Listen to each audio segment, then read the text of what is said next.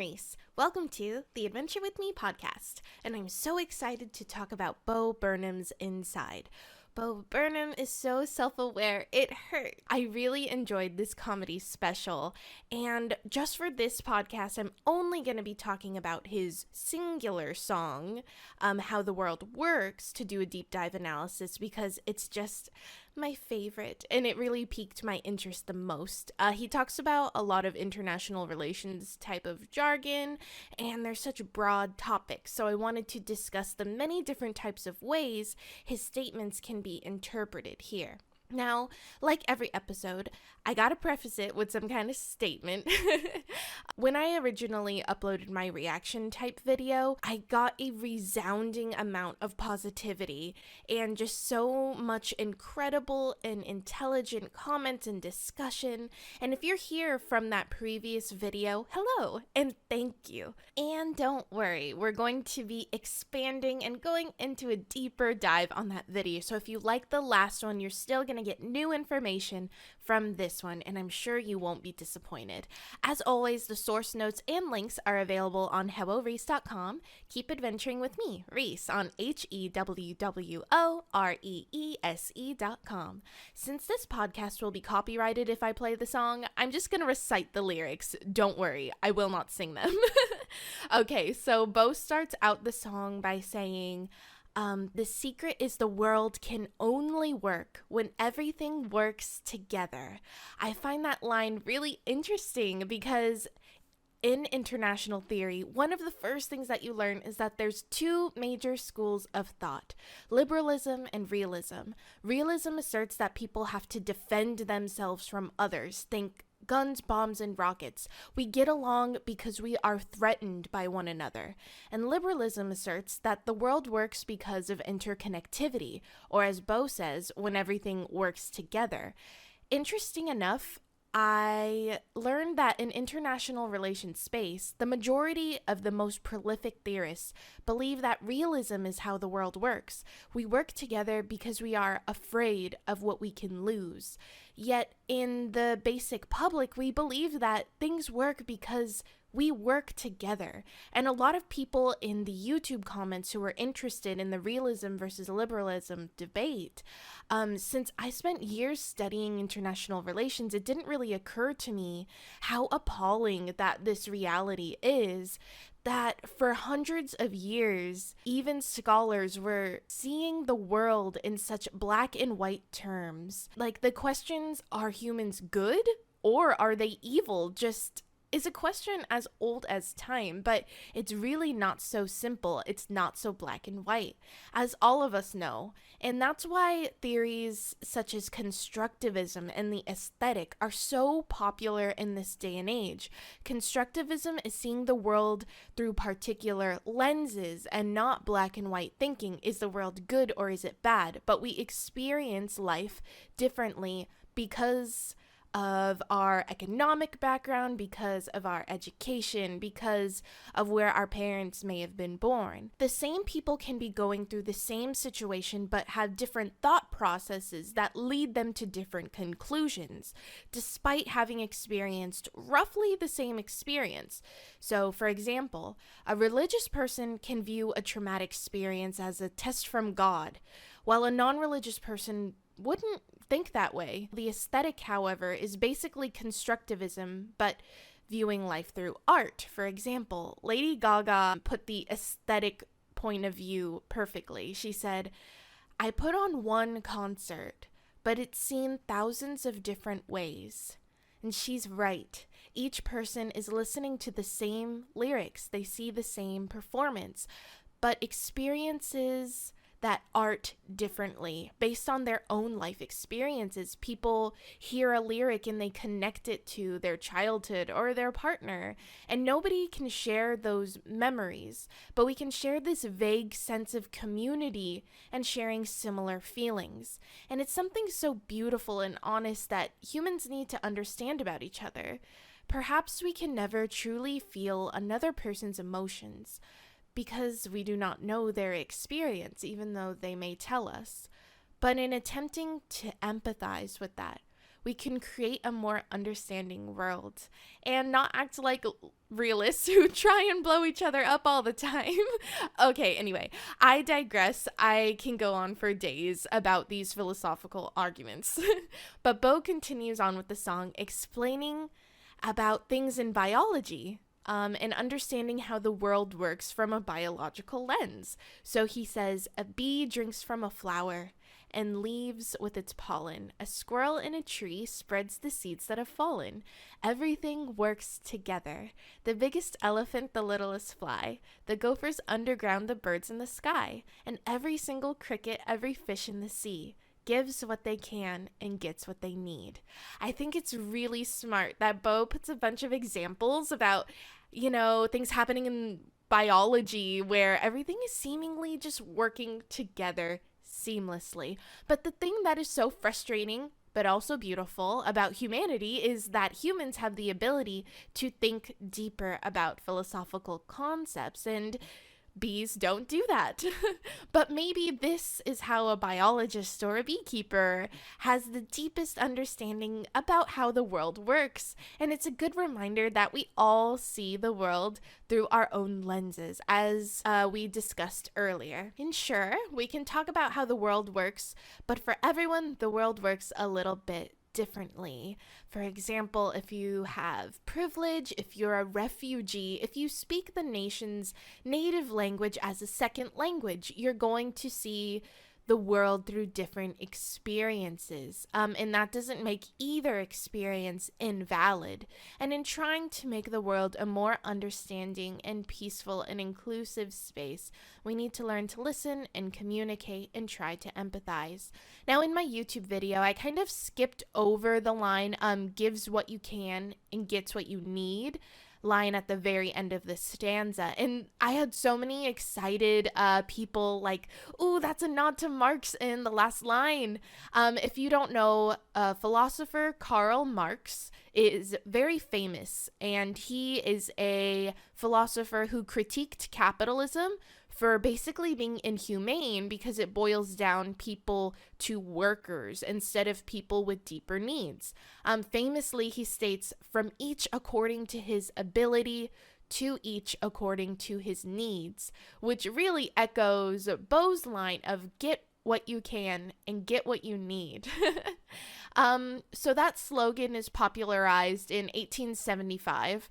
The principle refers to free access to the distribution of goods, capital, and services. So people have this baseline of things that they need, and Karl Marx thinks that those should be provided to people. Many of people who believe capitalism is a positive economic concept say so because it improves innovation.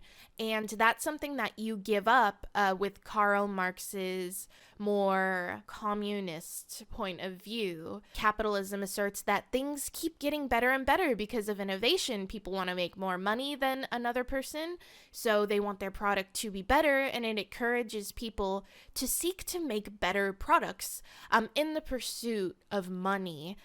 So people who are on capitalism sides always say, even workers have the opportunity to make more capital because there's never going to be a lack of work because of the innovation. But the issue that we're having now is the automation of workers, jobs, and manufacturing. Because you see, yes, we can innovate and we can make things, products better. But sometimes in the pursuit of money, it makes other things go at the bottom of the list, such as workers' rights. The environment can be at a detriment because we are valuing the making of goods and the pursuit of money over environment or people's well-being. Marx, on the other hand, argues that goods can be given out by the state. For example, you'd have a basic cell phone that provided by the government, and you give up the opportunity to have a fancier cell phone option so that everyone can be provided for as a basic necessity. But here is the really, really, really important part here. There is no pure economic system that exists today or that has ever existed. The US is not a purely capitalistic country.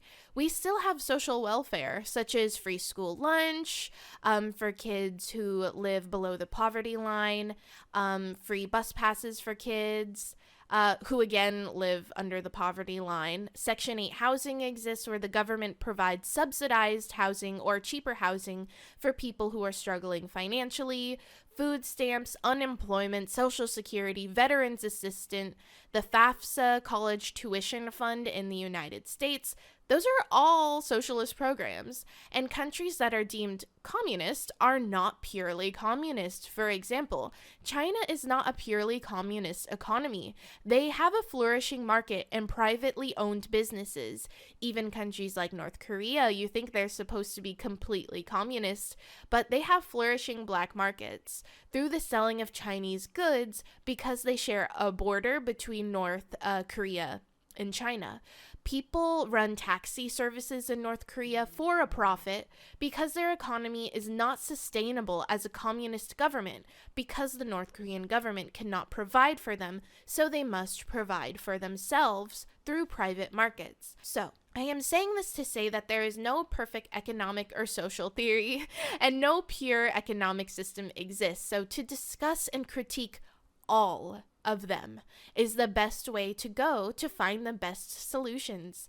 For example, Scandinavian countries, and those are countries such as Denmark, Norway, and Sweden, are economically and socially said to be doing the very best with a mix of socialism while still having a market. So those countries are said to have the most amount of time for parental leave, and they have a lot more social programs in the way that they manufacture goods. Even IKEA, they value a sustainable way of making goods. So it's not valuing money first and foremost. It's valuing people's lives and the environment. And it has been said that during a Pew Opinion poll that Scandinavian people are the most happiest people. So that goes to say something.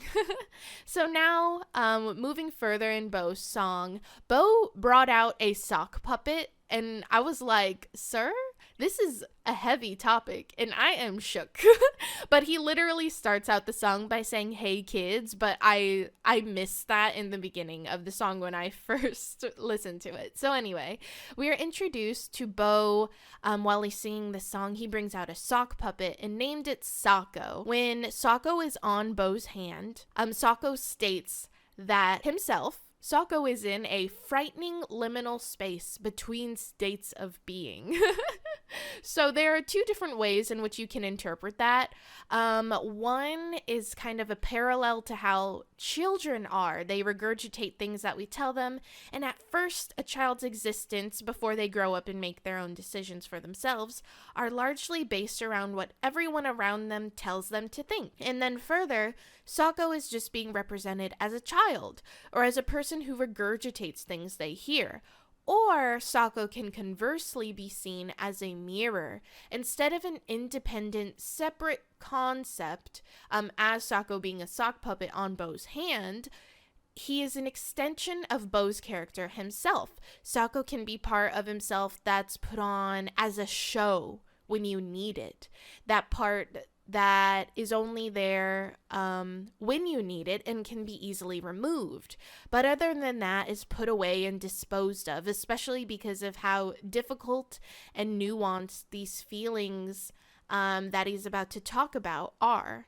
And after watching this performance and listening to his song many times, I'm leaning more over on Socko not being part of Bo per se, but Bo being in a position of power over Socko, where he can choose to let Socko speak or not. And that's a dangerous position for Socko to be in. So Socko goes on to explain how the world works to Bo by saying, "The simple narrative taught in every history class is demonstrably false and pedagogically classist." So pedagogy is the practice of teaching. So Socko is saying that we learn history through a classist lens. And class is a really interesting way to describe how history is taught. But yes, I would totally agree that education in the United States especially can be classist. Because if you live in a neighborhood with nicer housing, you go to a better funded school and thus get a quote unquote better education. However, I would say that in the broader world view lens, history is widely taught through a nationalistic lens. For example, the US wants to write its history books in a way that makes the USA look good. When Christopher Columbus came to the USA, they shared food and the Native Americans taught them how to farm, and they conveniently leave out colonialism and the violence, and the history books focus on how assimilation is a good thing and how people want to get along, so they take and borrow from other cultures. That is all a huge oversimplification of these issues, and this isn't just a US or Western ideal, which is why I say that history is taught in a very nationalistic lens. For example, even in East Asia, Japan has been known to take information out of its textbooks, such as war crimes that Japan committed and the sex slavery allegations, the comfort women issue in World War II. I would like to say that in recent years they have added the comfort women issue back due to public pressure and international outcry. So that is why, speaking up for issues that you believe are worth it, protesting, those things matter and they do enact change. Other examples of whitewashing of history is Tiananmen Square in China. So it's just a nation's way to keep their citizens loyal.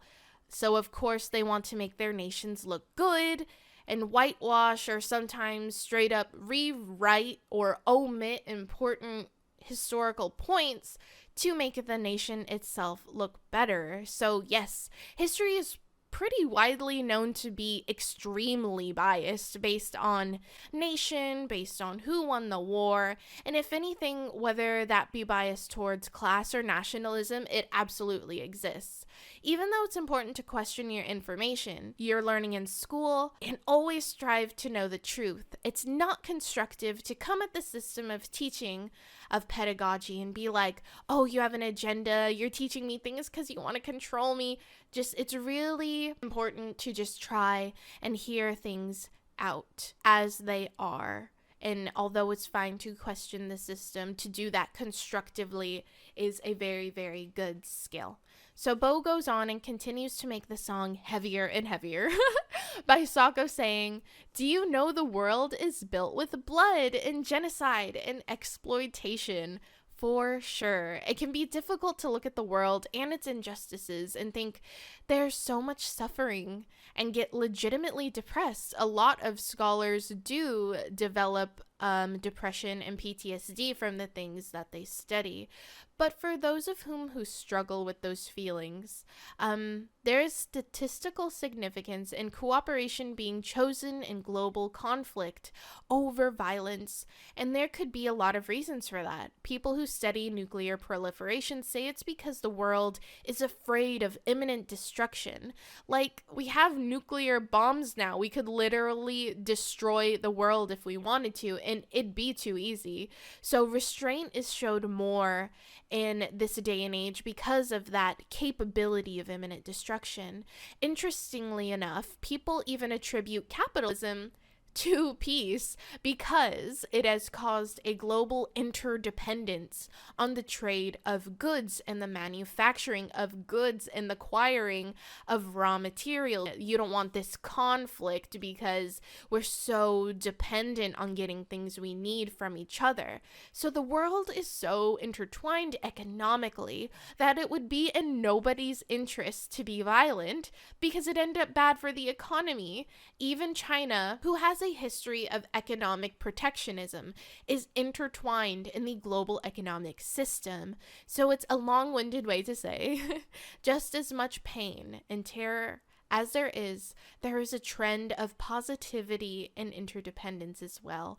So I know it's so easy to feel burdened, and it's why I had to take a break in my studies as well. And if you spend each day being the best person that you can be, you can make a difference, because kindness matters, and I choose to believe that.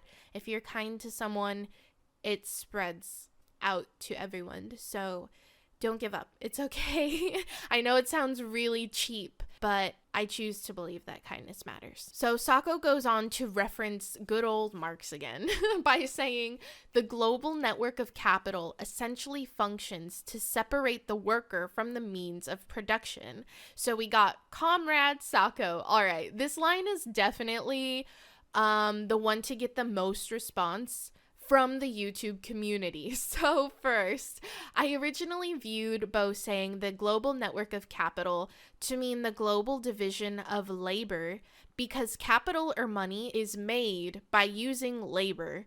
For example, before the global division of labor, we had artisans who cultivated their own raw materials to make their own products. But now the world doesn't work that way anymore. Presently, colonial conquests have a significance in today's world economy. If you live in the global north, with those countries being like European countries, the US, Canada, like being a part of the global north gives you an inherent advantage even if you're not a part of the bourgeoisie. So I did originally say that Bo had a good point, but a weak point, saying the global network of capital essentially functions to separate the worker from the means of production.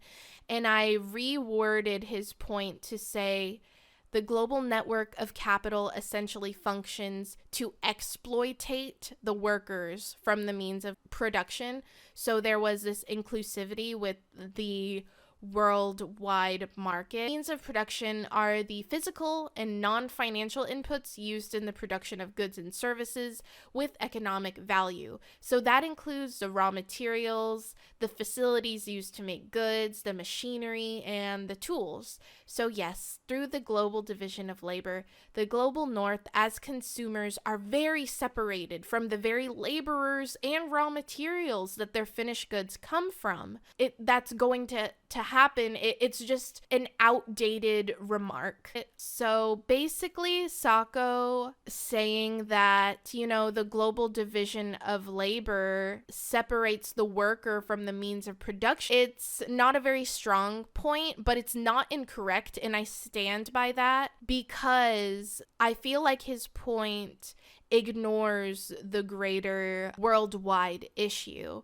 The worker being separated by the means of production only scratches the surface, and there's a lot more deeper issues, and workers can be separated from the means of production, but does that mean that they can't be valued as equals in a global economy? But the issue is that they are not right now.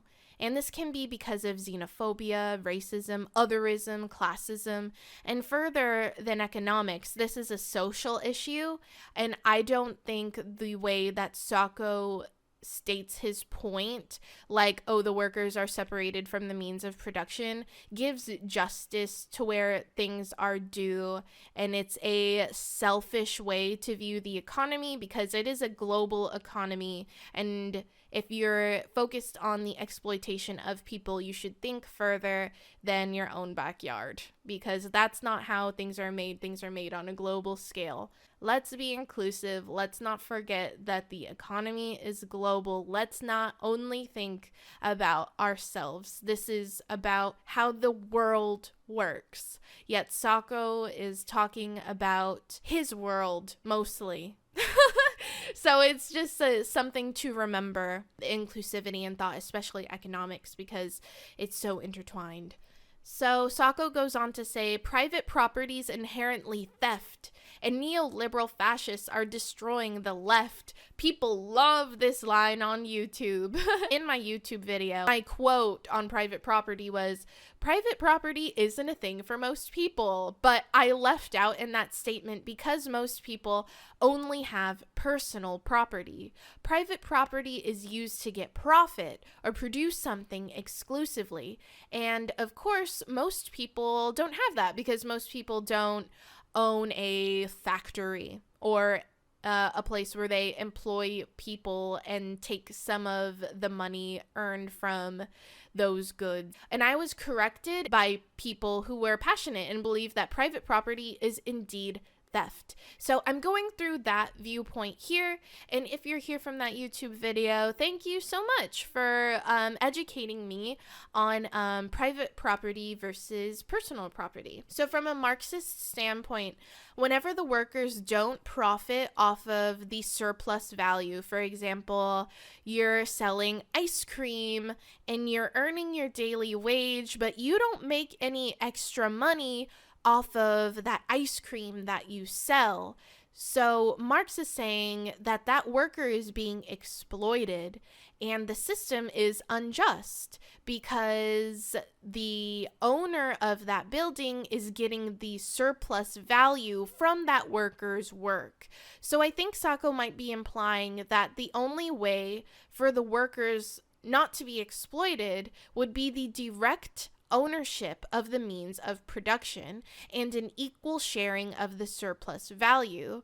So landlords, to Marx, are inherent thieves because they exploitate the people who manufacture the goods with their labor and take that extra profit. So that's the point of view. You don't really have to agree or disagree with that. That's just his standpoint on being a landlord, that, you know, just because you own that land and employ people and give them a wage, it is theft because you're taking part of that value that is created by maintaining the store and selling the products and taking it for yourself just because you said that land is yours. So Marx has a philosophical issue with land ownership, and unless you're a very small business with no workers, you definitely exploit your workers and steal their labor in Marx's point of view. So what leftists call the labor theory of value is basically that the workers are the ones who add value to the product. So if you're selling ice cream, the workers add value to that ice cream with their labor, and that gets stolen by the landlord or that company that gets profits. So thank you to the people, again, who explain that theory to me. And I just really wanted to deep dive into that here in the longer version of the podcast. So going on with that statement, as Socko says, private property is inherently theft and neoliberal fascists are destroying the left. So the part of neoliberal fascists destroying the left is a doozy. Neoliberalism, or what can be called the latest and most extreme stage of predatory capitalism, widely believed that neoliberal fascism is equal to predatory capitalism. So neoliberalism's goal is to consolidate power in the hands of the financial elite. Basically, if you have the money to do it, you can do it.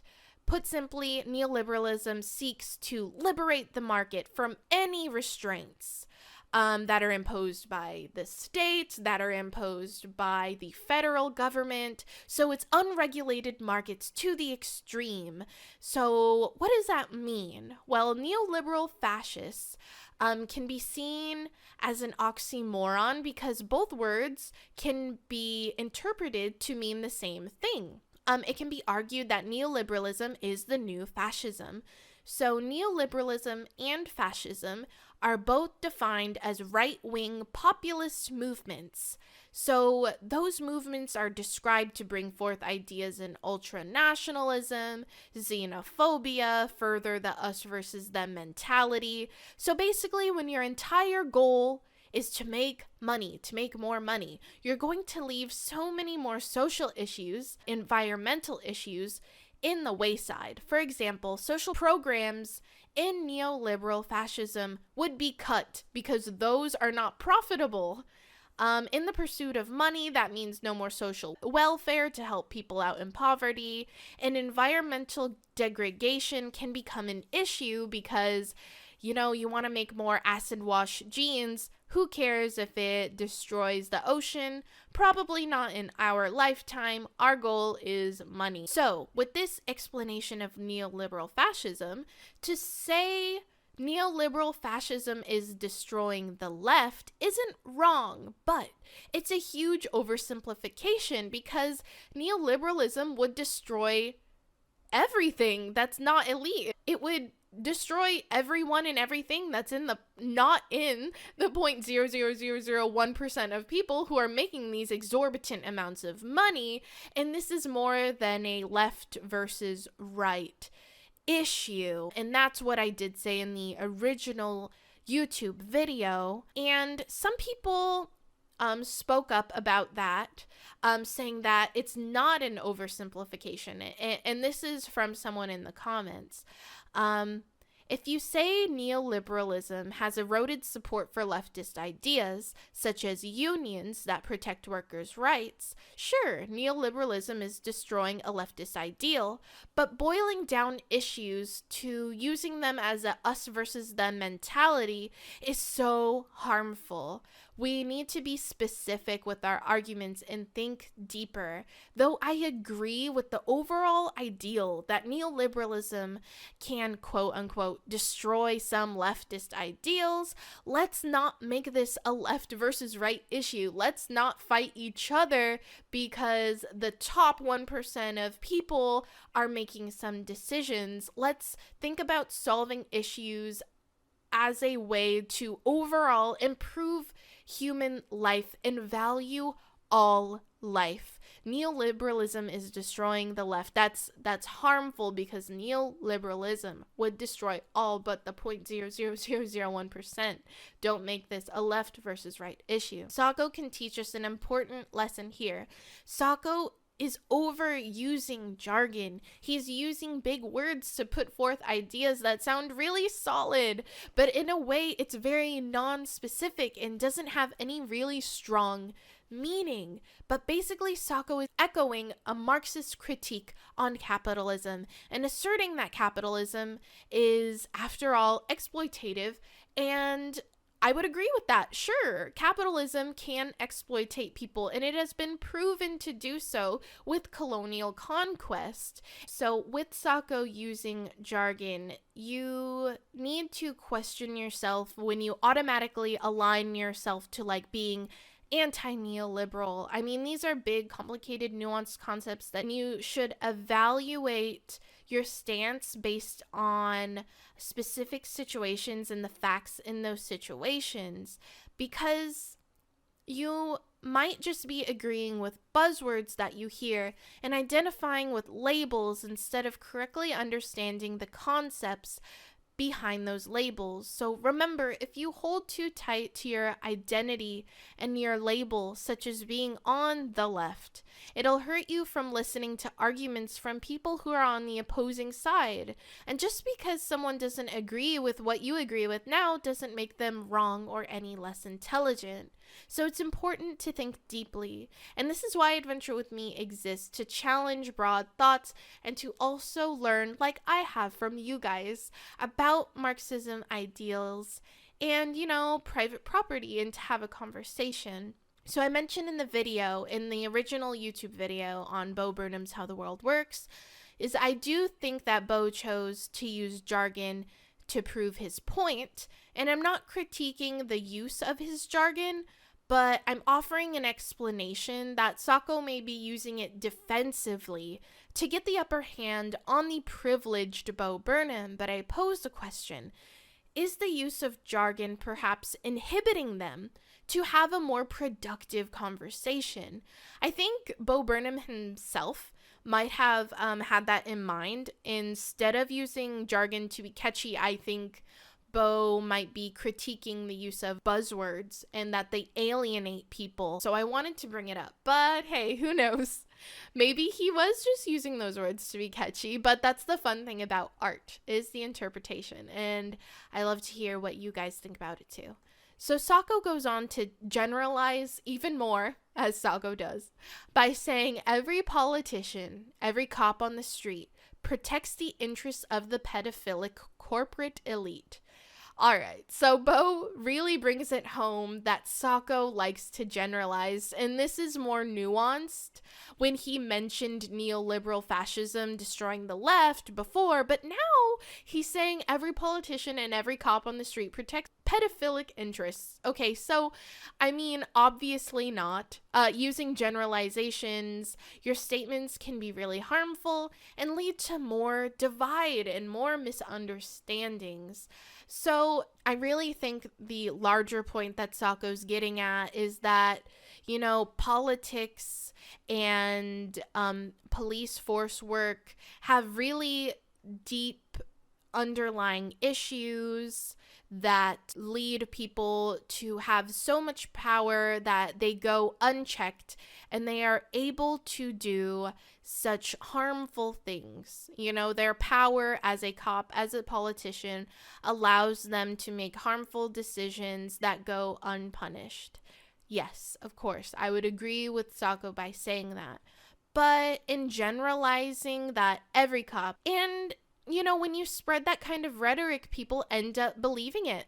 And it's really important to critique that system of police, critique, the politics system, but to be more specific. And although these issues can lead to gut reactions and make someone so angry, and rightfully so, it's really, really important to think deeper on these issues and not generalize, because these same groups that you're critiquing, the politicians and the cops, they're a group of people who are also willing to help you. So Socko goes on to explain situations in which people are exploited by saying, quote, "Genocide the natives, say you got to it first." So genocide is probably the most violent way to explore the us versus them mentality, basically seeing someone as a threat just because they're a different ethnicity than you.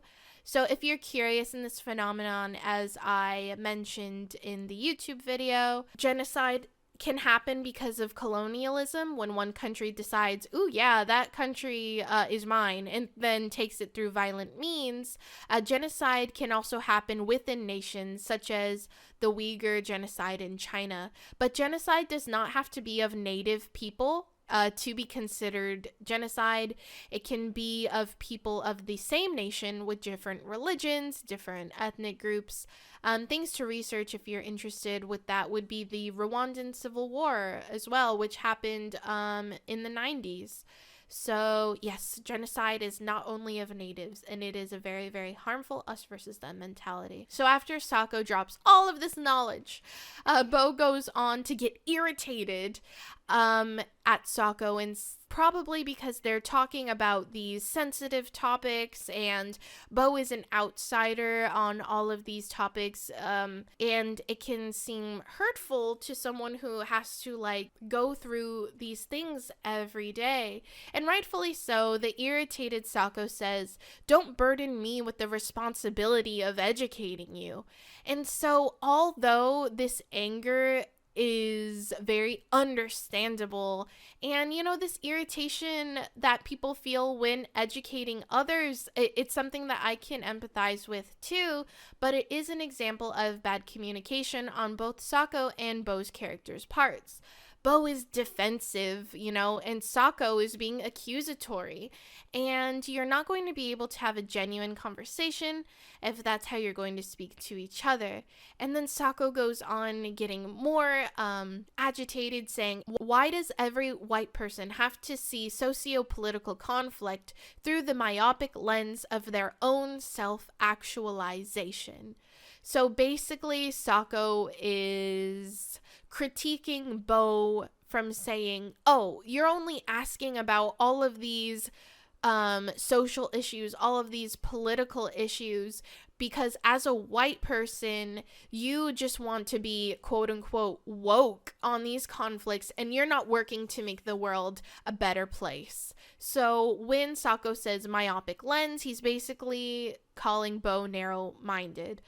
And self-actualization is the journey that every human being goes through, which is seen through Maslow's hierarchy of needs. So again, basically Socko is saying, why do white people have to make everything about themselves? Again, it's a generalization on white people. Socko likes to generalize. We don't believe every single white person makes everything about themselves, but Socko is very, very frustrated. He says, why are you sitting here having your existential crisis pity party where there's real people suffering out there today? Socko is upset with Bo because Bo has the privilege to see horrible things and think, oh gosh, well, that makes me want to be a better person. And that's infuriating. That's even infuriating to me because in the end, people like Bo can make those issues about themselves. I told a story in my YouTube video about a diversity training that I had in my office, and one of the ladies was all like, oh wow, talking about all of these things is so much for me. I can't do this. And that's something that's really, really insulting and can be frustrating in the face of someone who has to struggle every day and be seen, not as a person, but through their blackness, through their foreignness, be struggled to be taken seriously because of their accent, be afraid of the police because of where they live and the color of their skin in the United States.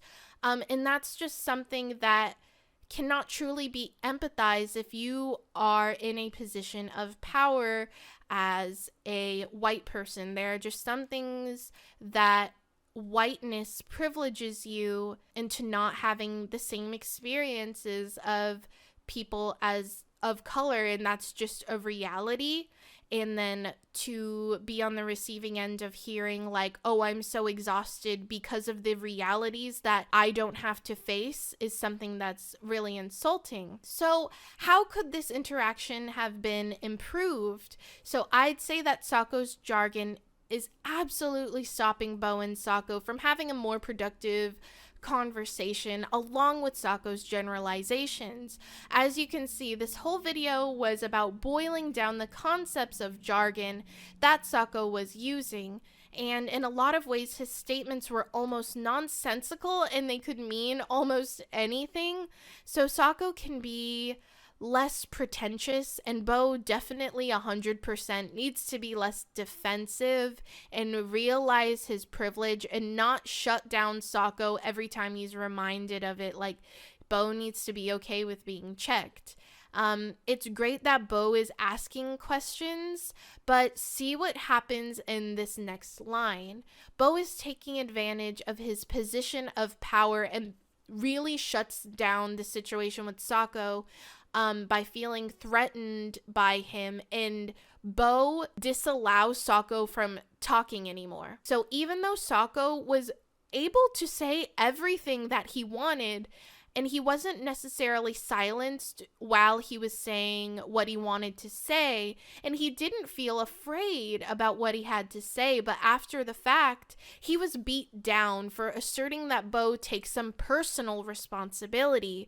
We see in the end that Bo is like, okay, stay in your lane. We can look at reality, sure, but when I am uncomfortable, the conversation ends.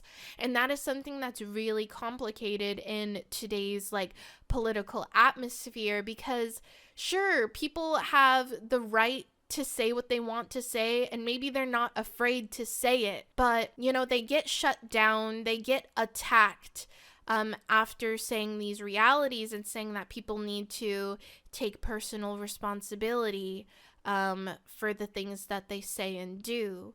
And in the end, Bo has all of the power in this conversation, and we don't get anything more because, well, maybe after all, that is how the world works. So we can see that Bo is it's an example of virtue signaling when you put forth a facade of caring about an issue when you're just doing it to make yourself look good. But what's interesting is that both Bo and Socko can be seen to be doing the same thing. Bo can be virtue signaling by just asking, out of curiosity and wanting to seem woke and wanting to seem, like he cares about Socko's experience.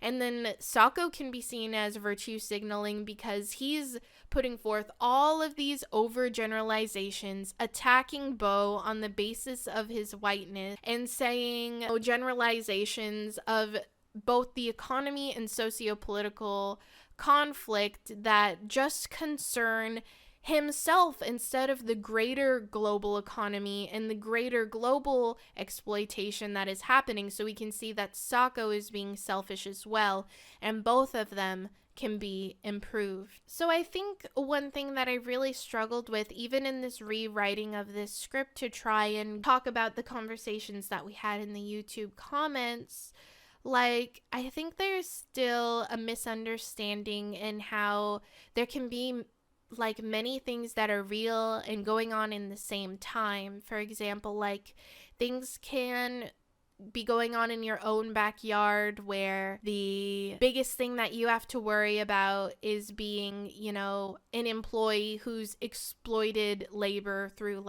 a landlord who steals some of your profits that you make by, selling their goods, and then think that the Marxist critique kind of ends there. It ends at your experience. But what I wanted to get through with this deeper dive was to challenge you to see things that are past your own experience, to see the global consequence of, this colonialization, exploiting workers, not only within your own nation, but what happens, before the goods get to your door, before you buy them. There's so much more exploitation that goes on that not only you face, that so many people face. And I, have so much fun doing this, and it's really important to not pick a side, especially when you're critiquing art and they're both characters, Bo's character and Socko's character. There's not a good guy and a bad guy. It's just both characters trying to do their best. Sometimes there is no villain and there is no hero, and everyone is trying to do their best, but both are still making mistakes. And we don't have to be on anyone's one side, truly. We can take the good from both parts, and we can take the bad from both parts. Bo is asking questions and wanting to be a better person. That's great, but he's also being selfish and taking advantage of his power, shutting down the conversation with Socko. And Socko is trying to share his information and his personal experience, and he's very educated on things that are happening in the world, but he is also being selfish, not considering the greater global implications of exploitation. And he's also using generalizations that are very, very harmful to groups of people that also exist to spread positivity in the world. For example, making generalizations on law enforcement and making generalizations on white people. Even though it may be true that whiteness gives inherent privilege to those who are white, you should not overgeneralize them, saying because of your whiteness you have an inherent complex of superiority, which is untrue. Although there is inherent privilege with whiteness, there is not an inherent personality trait given to a white person. So I implore us all to take some deeper adventures, and I can't wait to hear the different conversations that we'll be having on this too, because I also post my podcasts, although they're available on Spotify, and every podcast platform. They are also uploaded to YouTube, so feel free to make a comment on the Hello Reese YouTube or visit my website, helloreese.com. HEWWOREESE.com to view podcasts, blogs, vlogs, deals, and more. And I will see you guys next time. Bye.